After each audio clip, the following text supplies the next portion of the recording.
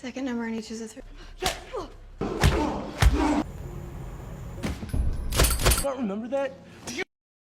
Welcome dear rockers. आज हम आपके लिए एक ऐसी मूवी लेकर आए हैं जिसका स्टोरी प्लॉट आखिर तक आपको सरप्राइज करता रहेगा। मूवी का नाम है द अकाउंटेंट। पानी वानी पीना हो तो पी लीजिए, क्योंकि एक बार कहानी शुरू हो गई तो आप एंड तक अपनी जगह से हिल नहीं पाएंगे। मूवी की शुरुआत में एक FBI एजेंट को दिखाते हैं जो एक खतरनाक गैंग पर जासूसी कर रहा है। तभी अचानक एक आदमी उस गैंग के सभी लोगों को शूट करने लगता है। अब आवाज को सुनकर FBI एजेंट गन तान कर अंदर जाता है तो हर तरफ लाशें ही लाशें पड़ी होती हैं। शूटर का चेहरा नहीं दिखाया जाता, लेकिन वो FBI एजेंट पर गन तान देता है और यहाँ पर मूवी का टाइटल द अकाउंटेंट डालकर होती है मूवी शुरू। कौन है ये FBI एजेंट और ये शूटर कौन है जिसने इस पूरी गैंग को मार डाला, और अब FBI एजेंट को मारने ये क्यों जा रहा है, ये जानने के लिए हमें फ्लैशबैक में जाना होगा।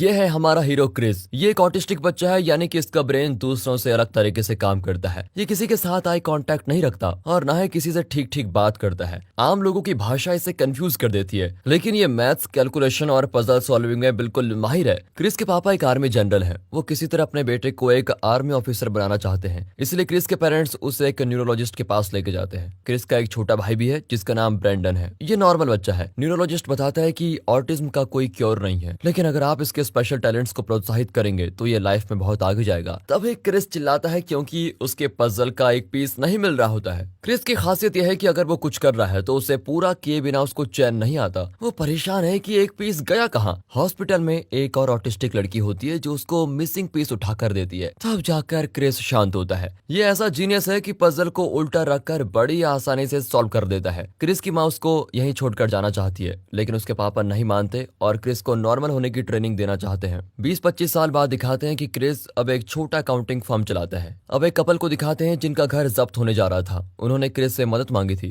क्रिस प्रॉपर्टी डीलिंग और कानून के सारे लूप होल्स को जानता है और उनकी प्रॉपर्टी को जब्त होने से बचा भी देता है। अगले शॉट में FBI हेडक्वार्टर्स को दिखाते हैं, जहां ट्रेजरी डायरेक्टर रेमंड अपने डाटा एनालिस्ट को बुलाता है। इसका नाम है मडीना। दरअसल मडीना ने छोटी उम्र में कत्ल किया था और उसकी सजा भी भुगत चुकी है, लेकिन उसने FBI से ये बात छुपाई और यहाँ जॉब कर ली है। और अगर ये बात सभी को पता चल गई तो उसकी नौकरी जाएगी और उसे जेल भी हो सकती है। लेकिन रेमंड कहता है कि अगर तुम मेरा एक काम करोगी तो मैं तुम्हारा क्रिमिनल रिकॉर्ड मिटा दूंगा। यहाँ वो बुजुर्ग कपल बहुत खुश है कि क्रिस ने उनका घर बचा लिया। बदले में वो क्रिस को अपना फार्म यूज करने की परमिशन दे देते हैं। यहाँ रेमंड मडीना को कुछ फोटोज दिखाता है। ये बड़े बड़े गैंगस्टर्स, इंटरनेशनल स्मगलर्स और टेररिस्ट हैं। इनके साथ जो आदमी खड़ा है तुम्हें पता लगाना है कि वो कौन है, और वो भी एक हफ्ते के अंदर। मडीना देखती है कि एक भी फोटो में उस आदमी का चेहरा नहीं दिखता। इतना शातिर है अपना हीरो। क्रिस नॉर्मल दिखता है, लेकिन बचपन की यादें अभी भी उसके दिमाग पर छाई हुई है। उसके ऑटिज्म की वजह से उसकी माँ उसके पापा को छोड़कर चली गई। इस बात से क्रिस को गहरा सदमा पहुंचा और वो अपने दिल का दर्द भुलाने के लिए अपने शरीर को घायल कर देता था। इतने साल बाद भी उसे वो सारे दर्द याद है। अगले दिन वो उस बुजुर्ग कपल के फार्म में शूटिंग प्रैक्टिस करता है। उसके शूटिंग स्किल्स को देखकर वो कपल तो दंग रह जाते हैं।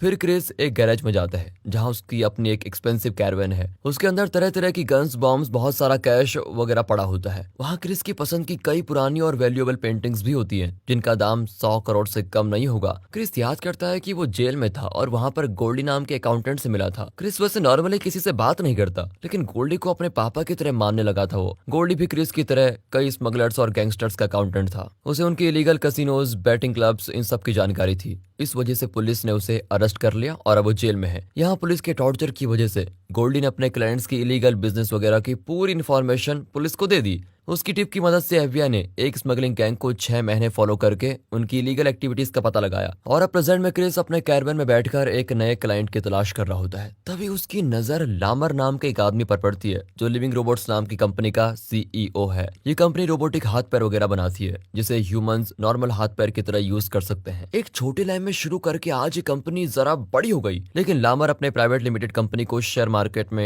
एंटर करवाना चाहता है ताकि और बड़े लेवल पर तरक्की करे। अब क्रिस को पता चलता है कि इस वक्त लिविंग रोबोट्स एक अच्छे अकाउंटेंट की तलाश कर रही है जो उनकी कंपनी के अकाउंटेंट्स को ऑडिट कर सके। क्रिस लिविंग रोबोट्स के ओनर से मिलने जाता है, लेकिन वहां पर लामर की बहन होती है जो इस कंपनी में पार्टनर है। इसका नाम है रीता। उसके साथ कंपनी का चीफ फाइनेंशियल ऑफिसर यानी कि CFO भी मौजूद होता है। रीता बताती है कि हमारे एनुअल ऑडिट रिपोर्ट्स के अनुसार कंपनी के अकाउंट्स में लगभग 200 करोड़ का घोटाला हुआ है। इस घोटाले के होते हम पब्लिक को शेयर नहीं बेच सकते। क्रिस कहता है कि एक हफ्ते के अंदर मैं दूध का दूध और पानी का पानी कर सकता हूँ और इससे रीता इम्प्रेस होकर कहती है तुम 10 दिन भी ले लो, लेकिन ये प्रूव करके दिखाओ कि इतनी बड़ी रकम कैसे गायब हो गई और ये घोटाला किसने किया। लेकिन सीएफओ भड़क जाता है क्योंकि पिछले 15 साल से वही कंपनी के अकाउंट्स को देख रहा था, लेकिन अब रीता उसी पर शक कर रही होती है। यहाँ मडीना रेमंड की दी हुई फोटोज को अपने डाटाबेस से वेरीफाई करती है। उसके पास एक स्मगलिंग गैंग के ऑडियो रिकॉर्ड्स होते हैं। जब एफबीआई किसी गैंग पर स्पाई करता है तो उस गैंग के सीक्रेट हेडक्वार्टर्स में घुसकर माइक्रोफोन्स, कैमरा वगैरह सीक्रेटली फिक्स कर देते हैं। अब मडीना उन वीडियोस फुटेज को देखती है और रिकॉर्डिंग को भी सुनती है। शुरुआत में एक एफबीआई एजेंट को एक गैंग पर स्पाई करते हुए दिखाया गया था, तभी एक आदमी ने पूरे गैंग को शूट कर दिया और एफबीआई एजेंट पर गन तान कर खड़ा हो गया। उन दोनों के बीच क्या बात हुई थी उसकी रिकॉर्डिंग भी मडीना के पास होती है। अब मडीना क्रिस की साइड और बैक एंगल की फोटोज को अपने कलीग को भेजती है और उससे मैच होने वाले फेसेस को डाटाबेस में चेक करने को कहती है। हालांकि किसी भी फोटो में क्रिस का पूरा चेहरा नहीं दिखता। यहाँ क्रिस लिविंग रोबोट्स के सीईओ लामर से मिलता है, लेकिन लामर कहता है मुझे अपने सीएफओ पर पूरा विश्वास है, वो मुझे धोखा नहीं दे सकता। लेकिन रीटा चाहती है कि तुम अकाउंट्स को चेक करो, इसलिए मैं परमिशन दे रहा हूँ। अगले सीन में एक हिटमैन यानी प्रोफेशनल किलर को दिखाते हैं। वो एक फेमस स्टॉक ब्रोकर से मिलता है। ये शेयर मार्केट को घोल कर पी चुका है, मतलब ये जो कहता है उसी के मुताबिक शेयर मार्केट में उतार चढ़ाव होता है। हाल ही में इसने लिविंग रोबोट्स के बारे में कुछ गलत कह दिया, जिससे कंपनी की स्टॉक वैल्यू बहुत कम हो गई और इससे चिढ़कर लिविंग रोबोट्स कंपनी ने इस हिटमैन को हायर किया है। हिटमैन स्टॉक ब्रोकर को खूब पीटता है और वार्न करता है कि आइंदा लिविंग रोबोट्स के बारे में कुछ लिखा तो मार डालूंगा। अगले दिन क्रिस लिविंग रोबोट्स के पिछले 15 साल के अकाउंट्स को चेक करने जाता है। उसकी मदद के लिए कंपनी ने अपनी अकाउंटेंट डियाना को भी भेजा है, लेकिन वो रात भर फाइल तैयार करके बेचारी यहीं सो गई।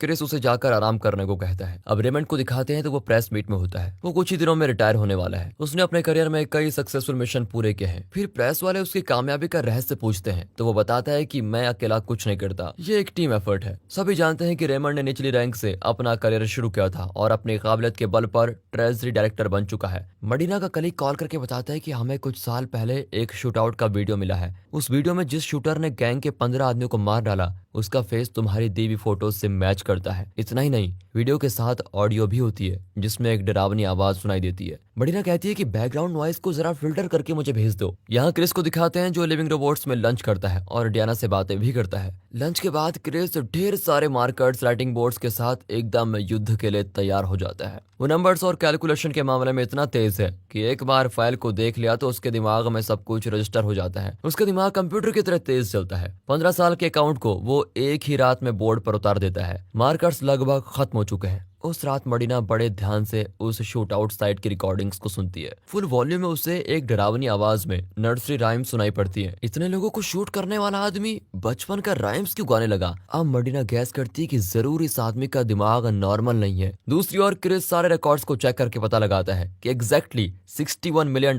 का घोटाला हुआ है। खर्च के नाम पर ये पैसे कंपनी से बाहर गए हैं, लेकिन ऐसा कोई खर्च कंपनी के रिकॉर्ड्स में नहीं है। इतनी मोटी रकम एक फेक कंपनी के नाम की गई है। सुबह रीता आकर पूछते है कि तुम किसी नतीजे पर पहुंचे भी हो या यूं ही मेरे विंडोज और डोर्स तुमने गंदे कर दिए। क्रिस कहता है कि $61 मिलियन गायब हुए हैं। रीता पूछती है तो चोर कौन है? क्रिस कहता है कि सीएफओ के अलावा और कौन हो सकता है। रीता अब एक डिटेल्ड रिपोर्ट तैयार करने को कहती है। वहाँ सीएफओ के घर पर रातों रात वही हिटमैन पहुंच जाता है। वो सीएफओ को धमकाता है कि लिविंग रोबोट्स का नमक खाकर तुमने उसी में छेद कर दिया। अगर मैं तुम्हें शूट करूंगा तो तुम्हारी पत्नी नीचे आएगी, फिर उसे भी शूट करना पड़ेगा। इसीलिए तुम हमेशा जो इंसुलिन इंजेक्शन लेते हो आज उसका ओवरडोज लेकर मर जाओ। किसी को शक भी नहीं होगा और तुम्हारी पत्नी को इंश्योरेंस के पैसे भी मिल जाएंगे, वरना तो पुलिस केस होगा और तुम्हारा परिवार सड़क पे आ जाएगा। अब और कोई रास्ता न पाकर सीएफओ इंसुलिन का ओवरडोज लेकर मर जाता है। अगले दिन क्रिस लिविंग रोबोट्स पहुंचता है तो वे उसके सारे कैलकुलेशन मिटा रहे होते हैं। सीईओ लामर कहता है कि मुझे 61 मिलियन की फिक्र नहीं है, पर बदनामी के डर से मेरे दोस्त ने खुदकुशी कर ली। वो 15 साल से मेरी कंपनी का सीएफओ था। तुम अपना पेमेंट लेकर चले जाओ, मुझे तुम्हारी जरूरत नहीं है। ये कहकर लामर चला जाता है। लेकिन क्रिस को तो आप जानते ही हैं, वो जो काम शुरू करता है उसे खत्म किए बिना उसको नींद कहाँ आती है। वो घर जाकर भी इस अकाउंट्स फ्रॉड के बारे में सोचता रहता है। फिर उस फार्म में जाकर शूटिंग प्रैक्टिस करता है। तभी उसे याद आता है कि उसके पापा ने उसे और उसके भाई ब्रैंडन को मार्शल आर्ट्स, फाइटिंग वगैरह में ट्रेन किया था। फार्म हाउस में 2 हिटमैन उस बुजुर्ग कपल को गन पॉइंट पर धमकाते हैं कि उस आदमी को अंदर बुलाओ। वो औरत रोती भी क्रिस को अंदर बुलाती है। अचानक एक बुलेट हिटमैन को घायल कर देता है। दूसरा हिटमैन तो चौंक जाता है कि ये अकाउंटेंट है या फिर फाइटर, इतनी दूर से शूट कैसे कर पाया। अब वो कपल को कार के अंदर बैठाकर कार चलाने को कहता है। क्रिस कार को चेज करता हुआ जल्दी कार के पीछे हिटमैन को बाहर खींच देता है। फिर उसकी धुलाई करके पूछता है कि तुम्हें किसने भेजा। लेकिन हिटमैन विनती करता है कि मैं किसी का नाम नहीं जानता, तुम्हें और इस लड़की को मारने के लिए हमारी गैंग को पैसे दिए गए थे। ये कहकर वो डियाना का फोटो देखता है, यानी वे डियाना को भी मारने वाले हैं। अब क्रिस समझ आता है कि लिविंग रोबोटिक्स का टॉप ऑफिशियल मुझे और डियाना को खत्म करना चाहता है, क्योंकि हम अकाउंट फ्रॉड के बारे में जान चुके हैं। क्रिस डियाना को बचाने के लिए निकल पड़ता है। तभी उसकी पार्टनर कॉल करके कहती है कि तुम एक लड़की को बचाने के लिए रिस्क क्यों लेना चाहते हो, हमेशा की तरह अपना सामान बटोरकर दूसरे शहर चले जाओ। लेकिन क्रिस नहीं चाहता कि उसकी वजह से एक इनोसेंट लड़की मारी जाए। इससे पहले कि उस गैंग के हिटमैन डियाना को कुछ करते, क्रिस उनसे खूब लड़ता है। शानदार फाइट होती है और सबको मार गिराकर क्रिस डियाना को लेकर अपने कैरवन के पास आ जाता है। वो डियाना को अंदर चढ़ने से मना करता है और खुद अंदर जाता है, लेकिन डियाना से रहा नहीं जाता और वो भी अंदर जाती है। वहाँ गोल्ड बिस्किट्स, ढेर सारे cash, guns, bombs, costly paintings, ये सारी चीजें होती है और इनको देखकर डियाना शॉक, आप गैंगस्टर्स के अकाउंट्स हो या खुद गैंगस्टर हो। फिर वो एक पेंटिंग को देखती है जो एक फेमस आर्टिस्ट ने बनाई थी। इसकी आज की कीमत 400 करोड़ है। ये डुप्लीकेट है क्या? तुमने ये कहाँ से चुराया? क्रिस बताता है कि नहीं, ये ओरिजिनल है। मेरे क्लाइंट ने मेरी फीस के बदले मुझे पेंटिंग दे दी। फीस के बदले 400 करोड़ की पेंटिंग कौन देता है? क्या तुम्हारा क्लाइंट भगवान है? ये सब सोचकर डियाना को तो चक्कर ही आने लग जाते हैं। दूसरी ओर मडीना पता लगा लेती है कि क्रिस बचपन में एक ऑटिस्टिक बच्चा था, लेकिन वो बहुत ही इंटेलिजेंट था और नंबर्स का खिलाड़ी भी था। तो अब वो जरूर नंबर से जुड़े हुए कोई प्रोफेशन में होगा, जैसे कि अकाउंटेंट, ऑडिटर, इन सब चीजों में से कोई एक। अब मडीना और उसका कलीग टॉप 1000 अकाउंटेंट्स की लिस्ट निकालते हैं जिनका एनुअल इनकम 1 मिलियन या उससे ज्यादा हो और जो बचपन में ऑटिज्म से पीड़ित भी था, लेकिन उन्हें कोई मैच नहीं मिलता। फिर अपना लेवल कम करके $5 लाख इनकम वाले अकाउंटेंट्स की वो लिस्ट चेक करते हैं। इस ग्रुप में 2500 अकाउंटेंट्स होते हैं, जिसमें वे क्रिस की उम्र, ऑटिज्म वगैरह की डिटेल्स को मैच करने की पूरी कोशिश करते हैं। क्रिस और डियाना एक होटल रूम में छुपे होते हैं। ये जान गए हैं कि लिविंग रोबोटिक्स ने 61 मिलियन का खर्च दिखाया था, लेकिन वो पैसे एक फेक कंपनी के नाम किए गए थे। लेकिन इससे सीएफओ को क्या फायदा होने वाला था? और तभी एक डरावना सच रिवील होता है। दरअसल सीएफओ ने घोटाला नहीं किया था। इस घोटाले से सिर्फ लिविंग रोबोटिक्स के ओनर्स यानी सीईओ लामर और रीता को फायदा हो सकता था। उनका प्लान ये था कि पहले वे इस मोटी रकम को खर्च के तौर पर उस फेक कंपनी को ट्रांसफर करेंगे और जब शेयर मार्केट में एंटर करने का टाइम आएगा तो इस रकम को वे वापस लिविंग रोबोटिक्स में ट्रांसफर कर लेंगे। ऐसा लगेगा कि कुछ समय में उन्हें इतना ज्यादा मुनाफा हुआ है और वे अपनी कंपनी के शेयर्स पब्लिक को बेच पाएंगे। $7 का शेयर 70 में बिकेगा। अब क्लियर हो गया है कि ये घोटाला रीता या लामर ने किया है। क्रिस रीता से मिलने जाता है, लेकिन उसे किसी ने शूट कर दिया था। क्रिस खूनी को पीछे से देखकर उसे चेज करता है, पर वो बच जाता है। यहाँ मडीना और उसका साथी 2500 में से 4 ऐसे अकाउंटिंग फर्म्स को ढूंढ निकालते हैं जिनके नाम बड़े अजीब होते हैं। उन कंपनीज को 4 फेमस मैथमेटिशियन के नाम दिए गए हैं, लेकिन चारों फर्म्स का ओनर क्रिस है। बड़े बड़े गैंगस्टर्स, स्मगलर्स, खतरनाक बिजनेसमैन, ये सब क्रिस के क्लाइंट्स हैं और क्रिस कई मिलियंस कमाता है, लेकिन इनकम टैक्स में सिर्फ $5 लाख दिखाता है। उसके ऐसे ऐसे कारनामे सुनकर मडीना का तो सर ही फिर जाता है। उसे ये भी पता चलता है कि वो अपने इनकम का 90% एक हॉस्पिटल को डोनेट करता है। इस वजह से उसकी इनकम इतनी कम है और इनकम टैक्स डिपार्टमेंट भी उस पर शक नहीं करता। इन चारों कंपनीज के ओनर की फोटो इनके फोटो से बिल्कुल मैच करती है। अगले दिन मडीना रेमंड को क्रिस की सारी डिटेल्स दे देती है और बताती है कि यही है वो अकाउंटेंट जिसकी आपको तलाश है। यहाँ क्रिस डियाना को होटल रूम में छोड़कर चला जाता है, क्योंकि अब डियाना की जान को खतरा नहीं है। एफबीआई टीम क्रिस के घर जाकर रेड करती है। क्रिस ने घर की हर चीज के अंदर कैमरा और मोशन सेंसर सेट किया होता है। घर के पीछे 10 कैमरास होते हैं, मतलब वो हर वक्त हर तरफ से उनको वॉच करता रहता है। लेकिन आगे की तरफ एक भी कैमरा नहीं होता, क्योंकि वहां उसने एक बड़ा मशीन गन सेट करके रखा हुआ है। कोई उसे पकड़ने आएगा तो वो गन से उन्हें उड़ा देगा। एफबीआई वाले चौंक जाते हैं कि कौन है ये शातिर अकाउंटेंट जो हमें ठेंगा दिखा रहा है। यहाँ लामर के घर पर उस हिटमैन का गैंग उसे प्रोटेक्शन दे रहा होता है। दरअसल लामर ने ही कंपनी के अकाउंटेंट से $61 मिलियन निकालकर एक फेक कंपनी के नाम कर दिए थे। अब वो उन पैसों को वापस लिविंग रोबोटिक्स के अकाउंट में लाकर अपनी कंपनी को शेयर मार्केट में एंटर करवाना चाहता है। यहाँ मडीना रेमंड से कहती है कि अब तो मैंने आपका काम कर दिया, आप प्लीज मेरे क्रिमिनल रिकॉर्ड्स को मिटा दीजिए। रेमंड पूछता है कि तुमने किसका खून किया और क्यों किया? तब मडीना बताती है कि उसकी बहन ड्रग एडिक्ट थी और एक ब्रोकर उसे ड्रग्स लाकर देता था। उसे मेरी बहन का फायदा उठाना चाहा, इसलिए मुझे उसका खून करना पड़ा।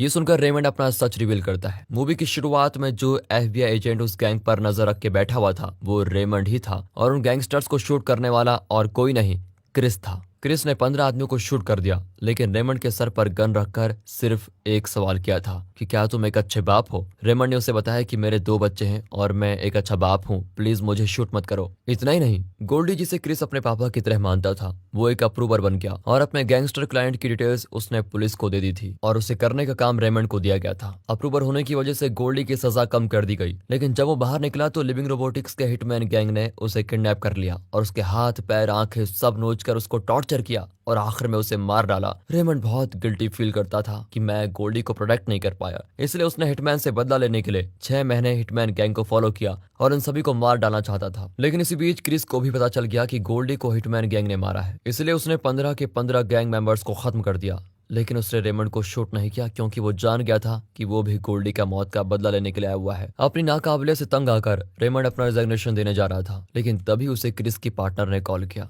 ये वही औरत है जो क्रिस से सिर्फ फोन पर बात करती है। उसने रेमंड से कहा था कि जल्दबाजी में रिजाइन मत कीजिए, मैंने और क्रिस ने फैसला किया है कि हम आपको क्लाइंट्स यानी खतरनाक इंटरनेशनल स्मगलर्स, गैंगस्टर्स, इन सब की टिप देंगे। इस तरह आप अपने मिशन में सक्सेसफुल होंगे। इस प्लान के मुताबिक क्रिस गैंगस्टर्स का काम करके उनसे मोटी रकम लेता था, लेकिन अपने पार्टनर के जरिए उनके धंधों और स्मगलिंग वगैरह की टिप रेमंड को भी देता था। उसने रेमंड को ऐसे कई टिप्स दिए और रेमंड ने उन गैंगस्टर को पकड़कर लगातार प्रमोशन प्राप्त की और ट्रेजरी का डायरेक्टर बन गया। लेकिन रिटायर होने से पहले वो जानना चाहता था कि वो भला आदमी कौन है जिसकी वजह से उसको ये पोजीशन मिली, इसलिए उसने मडीना को ये टास्क दिया था। लेकिन सर, आपने मुझे क्यों चुना? मैं जानता हूँ कि तुम इंटेलिजेंट हो और मैं तुम्हारी स्किल्स को टेस्ट करना चाहता था। मेरे रिटायरमेंट के बाद क्रिस और उसकी पार्टनर तुम्हें ही इंटरनेशनल क्रिमिनल्स वगैरह की रिपोर्ट देंगे। उन टिप्स की मदद से तुम डिपार्टमेंट में बहुत तरक्की करोगी। मैं चाहता हूँ कि एक दिन तुम भी मेरी तरह एक अच्छी पोजीशन पर आओ। अब मडीना पूछती है कि क्रिस गोल्डी से जेल में मिला था, लेकिन क्रिस जो कि एक ऑटिस्टिक आदमी था, वो जेल कैसे गया? क्रिस की माँ बचपन में उसको छोड़कर चली गई और उसने दूसरी शादी कर ली। उसके 2 बेटे हुए। कुछ साल के बाद वो चल बसी। उसके फ्यूनरल पर जब क्रिस और उसके पापा पहुंचे तो माँ के सेकंड हस्बैंड ने उन्हें बाहर निकालना चाहा। इस बात पर क्रिस उससे भिड़ गया। उसके पास गन देखकर पुलिस ने उसको पकड़ लिया और क्रिस का गन गलती से चल गया। गोली उसके पापा को लगी और वो मर गए। इस वजह से उसे अरेस्ट करके कुछ वक्त के लिए